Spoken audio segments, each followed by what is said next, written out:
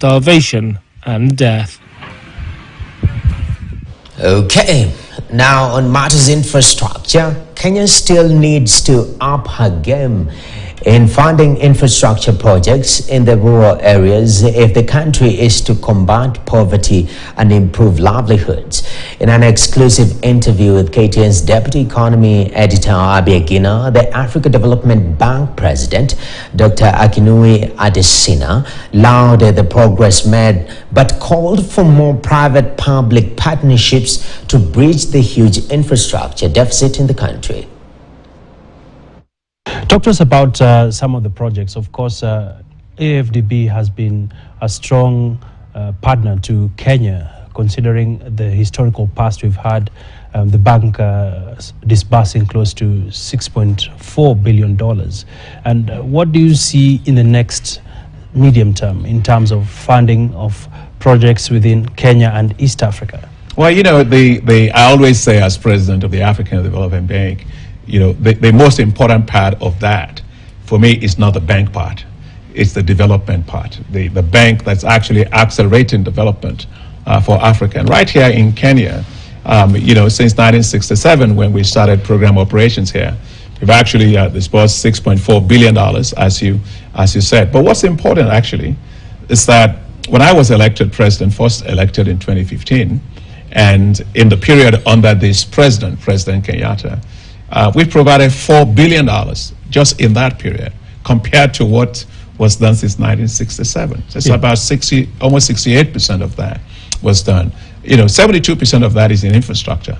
It's in energy, it's in transport, it's in water, in sanitation. You know, I came here to see some of our work. You know, I went to the road, the Canal Sagana Marua Road, which has been a dream for the people in that area for 4 decades. It's financed by the African Development Bank with 178 million euros. We also got co-financing from the African, the AGTF, which is African Growing Together Fund, which is actually from China, about 34 million euros. And it's fantastic. You know, I was told that that area, sometimes it can take them 12 hours to be on the road. It's beautiful, 84-kilometer dual carriageway. You look at what we financed Kenya for here with the outer ring road here in the city of Nairobi. You know, it used to take about 45 minutes to move around. Now it takes about 15 minutes. You look at what we've done in terms of infrastructure, connecting, for example, Kenya to Tanzania, to Addis Ababa. So you're going from Mombasa to Nairobi to Mayole all the way to Ethiopia. We financed it with $1.1 billion.